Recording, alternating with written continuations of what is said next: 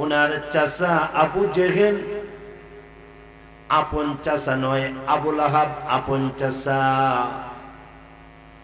নবী আলাইহিস সালাতু ওয়াস সালামের চরম এবং পরম দুশমন ছিলেন। নবী আলাইহিস সালাতু ওয়াস সালামকে বরদাস্ত করতে পারতেন না। আল্লাহর নবীর দ্বীনের দাওয়াতকে উনি সহ্য করতে পারতেন না। শুধু আবু জেহেল কষ্ট দেয় নাই, আবু লাহাব আল্লাহর পয়গম্বরকে অনেক কষ্ট দিয়েছেন। শুধু আবু লাহাব কষ্ট দেন নাই, আবু লাহাবের স্ত্রী উম্মে জামিল আল্লাহর নবীকে অনেক কষ্ট দিয়েছেন। নবী আলাইহিস সালাতু ওয়াস সালাম কি তারা দিনে রাতে সকালে বিকালে তার নির্যাতন করেছেন। আপন ভাতিজা মুহাম্মদকে তারা মানসিক নির্যাতন করেছেন, টর্চারিং করেছেন। আল্লাহর নবী ছোট থাকতেই মিথ্যা কথা বলেন না, লোভ নাই, লালসা নাই, অহংকারী নাই, আমিত্ব নাই, বড়াই নাই, বেড়াগিরি নাই, মস্তানি নাই। আল্লাহর নবী এইভাবে বড় হচ্ছেন, হাঁটি হাঁটি পা পা করে আল্লাহর নবী বড় হচ্ছেন। নবীজি কারো সঙ্গে আমানতের খিয়ানত করে না, ওয়াদা লঙ্ঘন করে না, ধোঁকা দেয় না। নবীজি কোনো গীবত শিকায়ত করে না। চুরি ডাকাতি ছিনতাই দর্শন নির্যাতনের ভিতরে আল্লাহর পয়গম্বর নাই। বেঈমান কাফেররা সবাই যখন দেখলো মুহাম্মদের চাল চলন অন্যরকম, মুহাম্মদের উঠা বসা অন্যরকম, মুহাম্মদের খাওয়া দাওয়া অন্যরকম, মুহাম্মদের ঘুম অন্যরকম, মুহাম্মদের চাল চলন অন্যরকম, অন্যান্য অন্য ছেলেদের মতো না, অন্যান্য মানুষের মতো না। সকল বেঈমান কাফের একত্রিত বসেছে। বাইতুল্লাহ শরীফের যে মাতাব আছে, ওই মাতাবের মধ্যে সব বেঈমান কাফের একসাথে বসেছে। বসে ডাক দিয়া কয়, মুহাম্মদের ব্যাপারে তোমরা কি ঘোষণা?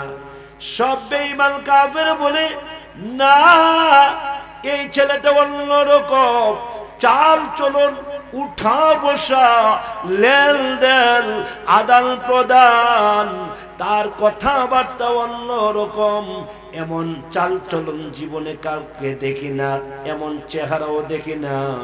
এমনকি তার কাছে কোনো জিনিস আমানত রাখলে এ আমানতরা ফেরত পাওয়া যায়, কোনোদিন আমানতের খেয়ানত করে না। তখন আবু লাহাব ডাক দিয়া কয়, তাইলে তার একটা নাম ডিগ্রি আমরা দিতে পারি, একটা ডিগ্রি দিতে পারি। ডিগ্রিটা কি? বেঈমান কাফেররা ডাক দিয়া কয়, মুহাম্মদের নাম রেখে দাও আল আমিন। সুবহানাল্লাহ বলবেন না? জুড়ে বলবেন না? মুহাম্মদের নাম রেখে দাও আল আমিন। মুহাম্মদের নাম রেখে দাও আল আমিন। এ আল আমিন নামটা আল্লাহ দেন নাই, আল আমিন নামটা দিয়েছে বেঈমান কাফেরেরা। সুবহানাল্লাহ বলবেন না? কেমন চরিত্রের অধিকারী, কত সুন্দর চরিত্র! বেঈমান কাফেরেরা উনাকে উপাধি দেয় আল আমিন। আল আমিন মানে কি? বিশ্বাসী। আল আমিন মানে কি? সবাই বলেন, জুড়ে বলেন। আল আমিন মানে বিশ্বাসী। সবাই তাকে বিশ্বাস করে, সবাই তাকে আমানতদার মনে করে, বিশ্বাস করে।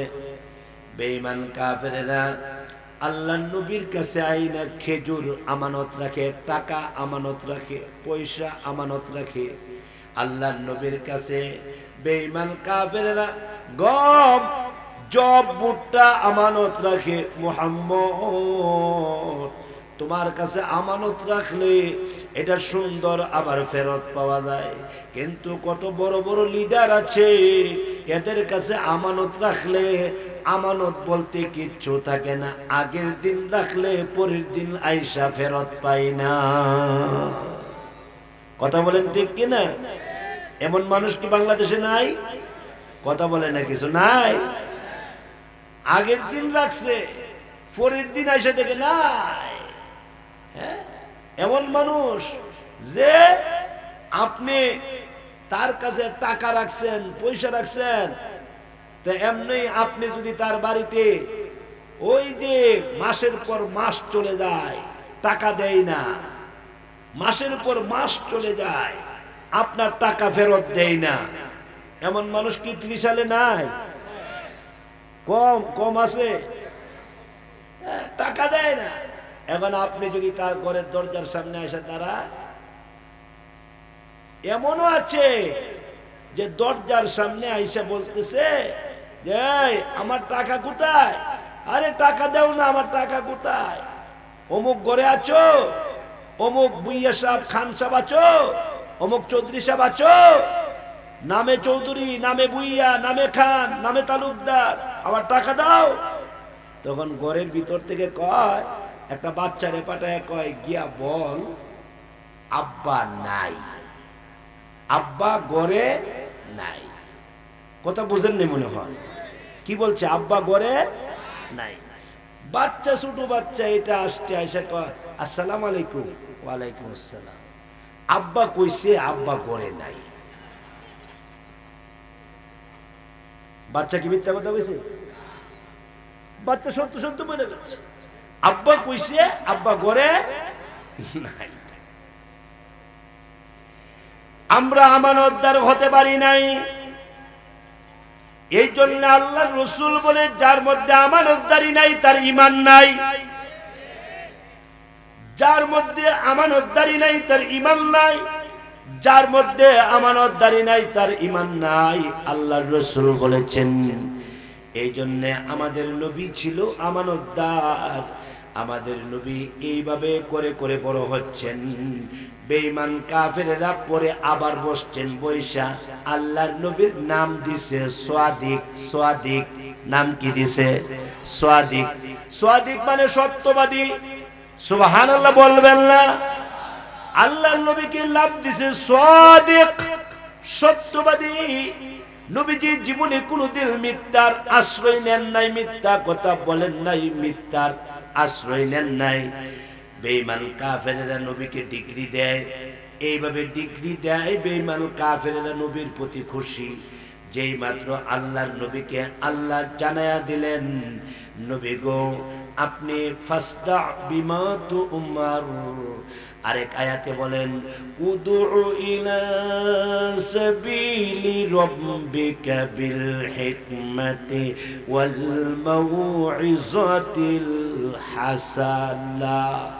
আল্লাহ বলেন নবী দাওয়াত দেন। সুবহানাল্লাহ বলবেন না? নবী দাওয়াত দেন গো নবী, ওগো নবী দাওয়াত দেন, ঈমানের দাওয়াত দেন, ইসলামের দাওয়াত দেন। নবী গো কালিমার দাওয়াত দেন গো নবী, কালিমার দাওয়াত দেন। আপনার উপরে আল্লাহর নির্দেশ এসে পড়ছে, আপনি মানুষকে দাওয়াত দেন। আল্লাহর নবী রহমাতুল লিল আলামিন দাওয়াত দিবার জন্য চিন্তা করলেন। আগের যুগের সিস্টেম ছিল ওই যে ডুলের মধ্যে বাড়ি দিত, এইভাবে ডুলের মধ্যে বাড়ি দিত। বাড়ি দিলে তখন মানুষ জিজ্ঞাসা করত, কি হইলো কি হইলো? তখন বলে চেয়ারম্যান সব মিটিং ডাকছে। ওমা বলে গেছেন নি আপনারা?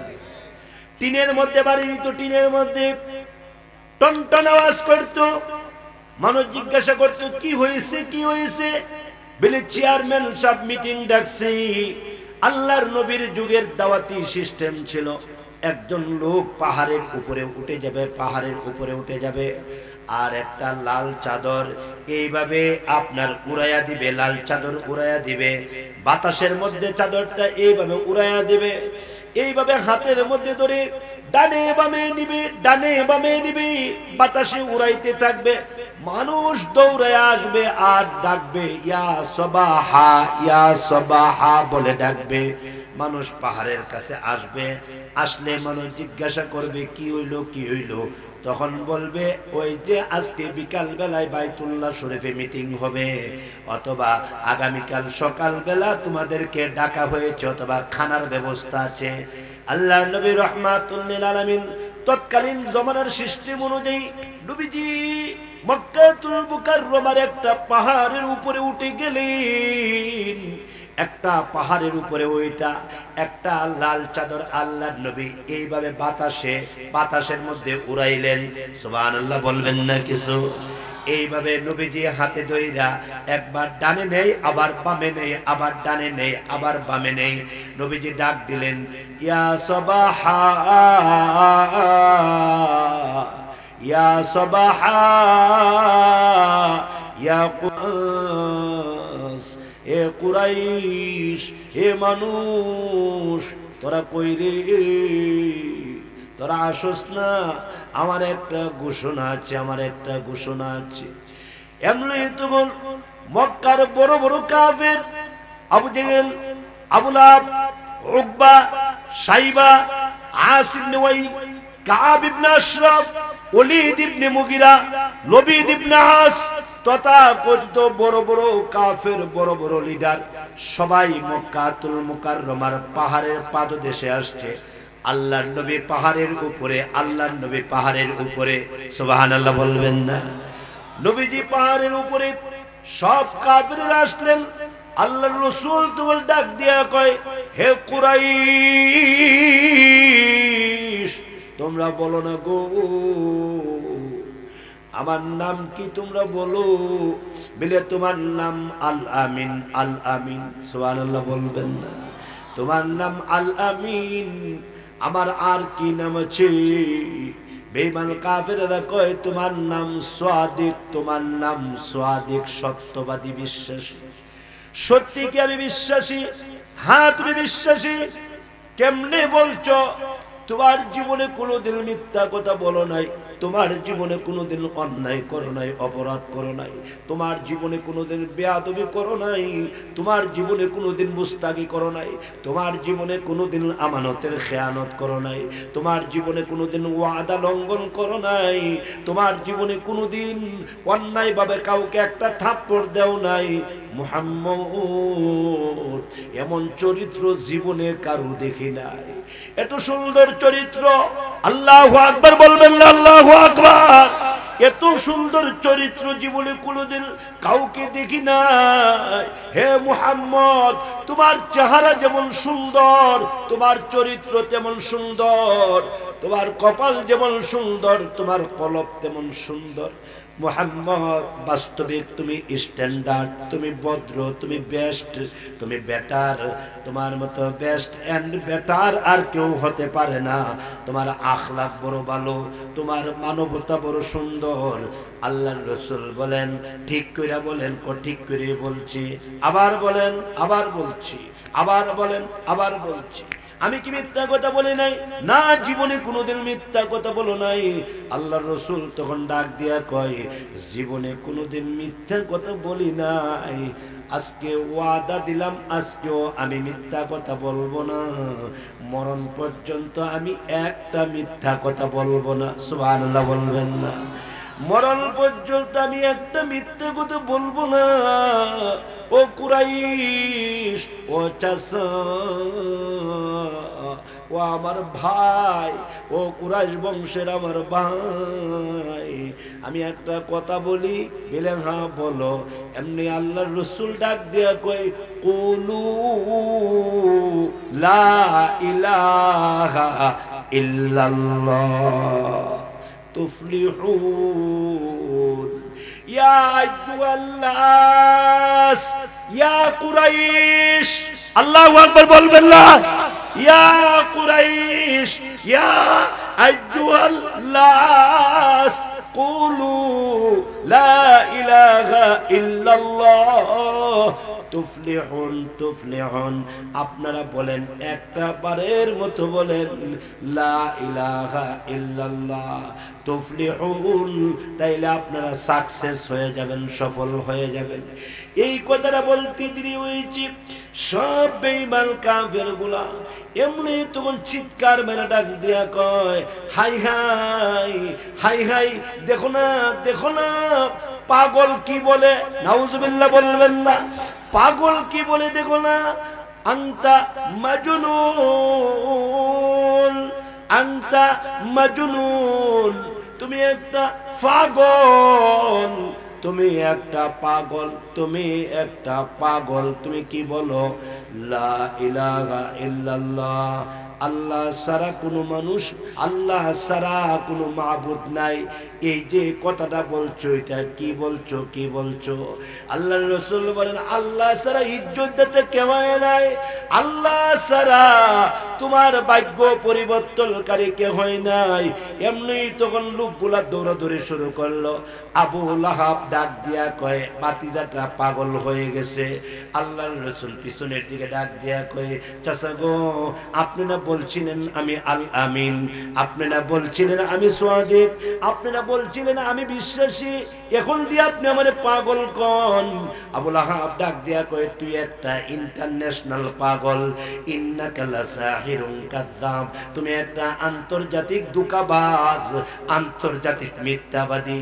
আল্লাহর নবী রাহমাতুল লিল আলামিন চোখের পানিগুলো জোর জোর করে ছেড়ে দিয়েছেন।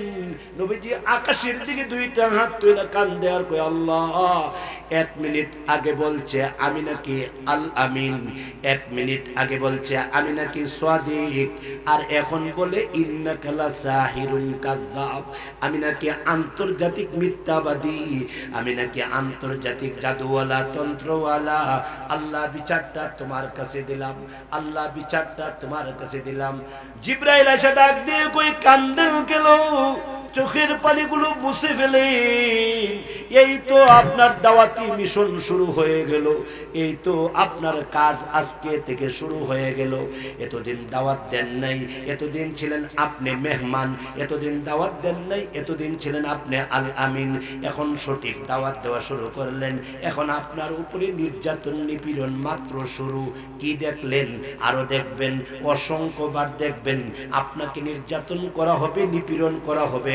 আপনি যদি দাওয়াতের উপরে অটল থাকতে পারেন, মহান আল্লাহ বলেছে, আল্লাহ আপনাকে গায়বী সাহায্য করবে। মহান আল্লাহ বলেছে, আল্লাহ আপনাকে গায়বী সাহায্য করবে, রহমতের চাদর দিয়া ডাইকা রাখবে। আল্লাহ তাআলা আপনাকে ইজ্জতের চাদর দিয়া ডাইকা রাখবে। আল্লাহর নবী পরের দিন আবার গেলেন। এইভাবে করে করে 3 দিনের মাথায় নবীজি আবার পাহাড়ের উপরে উঠলেন, পাহাড়ের উপরে উঠলেন, পাহাড়ের উপরে ওইটা আবার লাল চাদরটা যখন এইভাবে জড়ায়া দিলেন, আর ইয়া সুবাহা ইয়া আইয়ুহান নাস, ইয়া কুরাইশ বলে যখন ডাক দিলেন, ওই দিন হযরত আলী রাদিয়াল্লাহু আনহু ডাক দিয়া কয়, ওই যে আসেন যাই, আসেন যাই, আসেন আমরা যাই। এ আলী যাইও না, পাগল হয়ে গেছে। হে আলী যাইও না, লোকটার তার মাথার তার ছিঁড়ে গেছে। হে আলী যাইও না, সে একটা বেকল। নাউজুবিল্লাহ বলবেন না। আলী যাইও না। হযরত আলী ডাক দিয়া কই, এতদিন আপনারা লোকটারে ভালো বলছেন, আজকে লোকটারে পাগল বলেন, এটা কেমন কথা? ঠিক আছে, আসেন চলেন আজকে যাই, আজকে যাই, আর যাব না, আজকে যাই, চলেন আজকে গিয়ে দেখে আসি। কেউ যাইতে চায় না। হযরত আলী তশকিল করলেন, সুবহানাল্লাহ বলবেন না। হযরত আলী তশকিল করে ওই যে আবু তালিব, ওই যে আবু লাহাব সবাইকে নিয়ে আসলেন। নিয়ে আসার পরে এমনি তখন আল্লাহর রাসূল পাহাড়ের উপরে উঠলেন।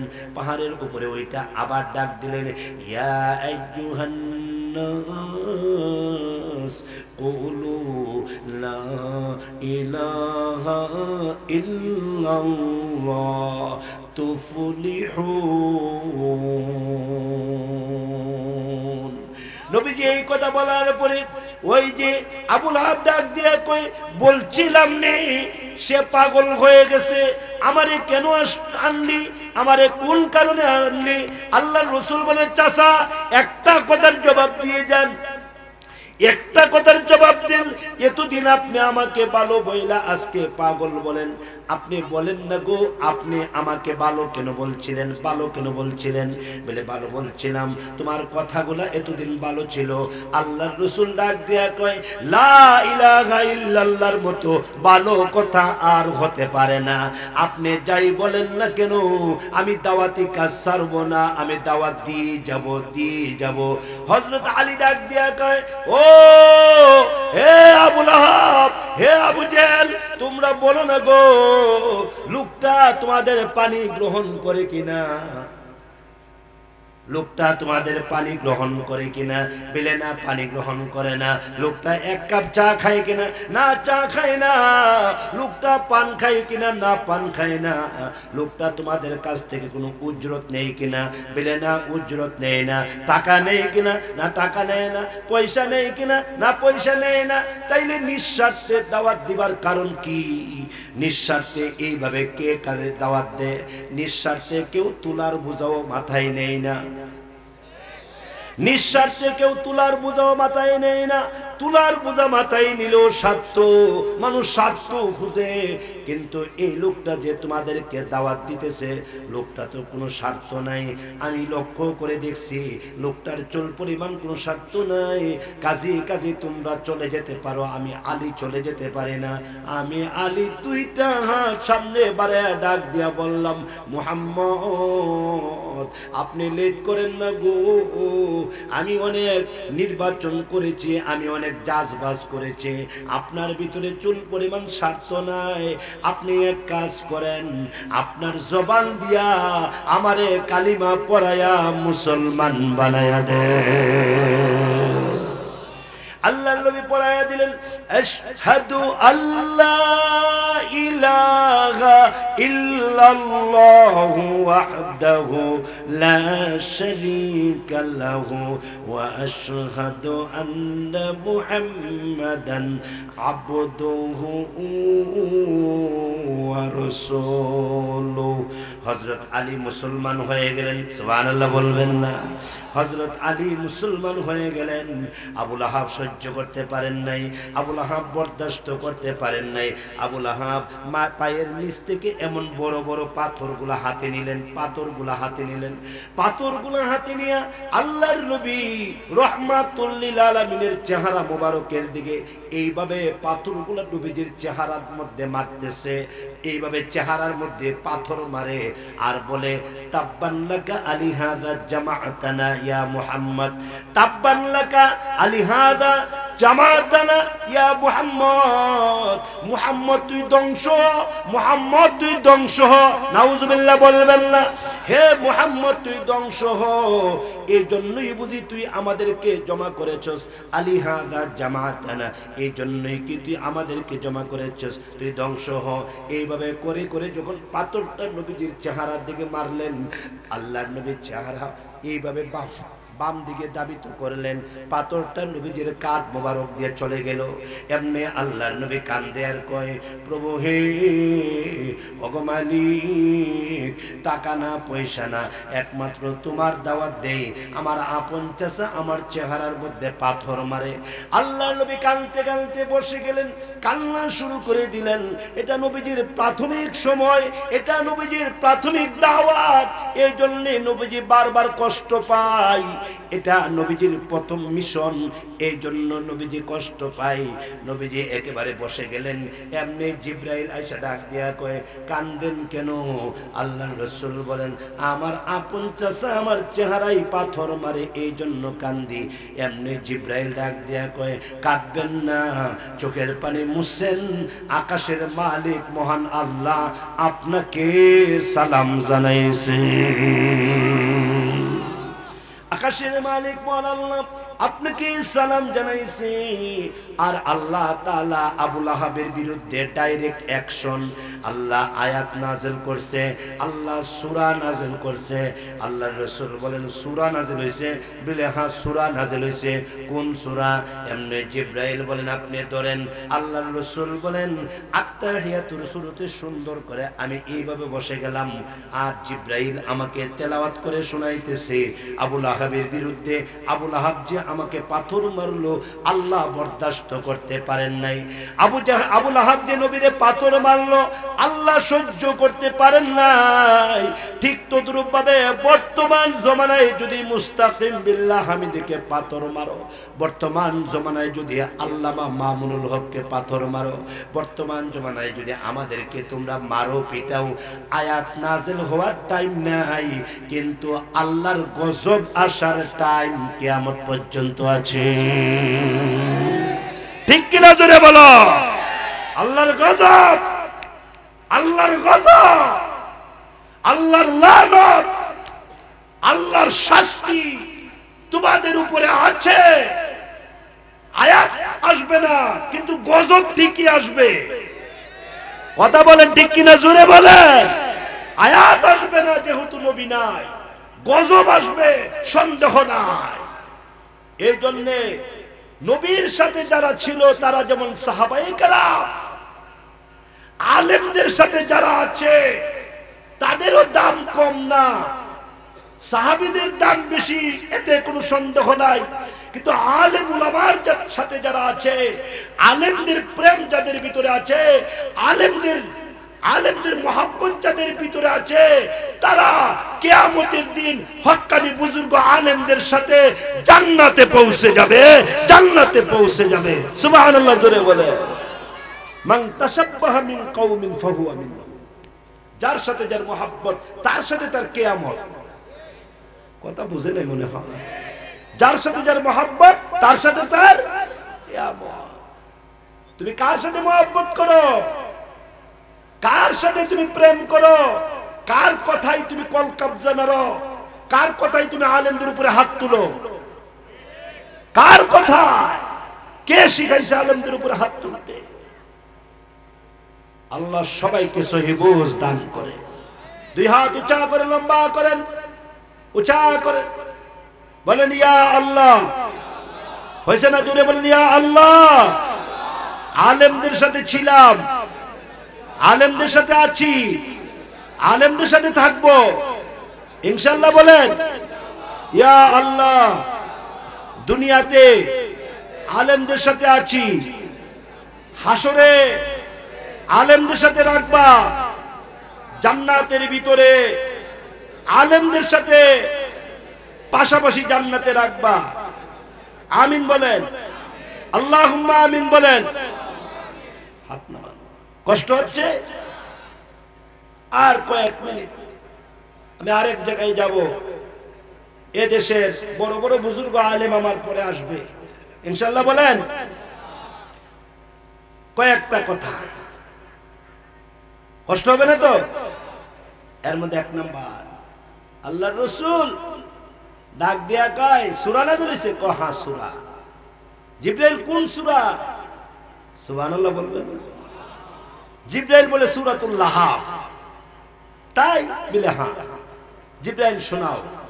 জিবরাইল শোনাইতেছে। আসেন আমরাও পড়ি, সমস্যা? এক এক হরফে 10টা করে নেকি পেয়ে যাবে। জিবরাইল শোনাইতেছে। তাব্বাত ইয়াদা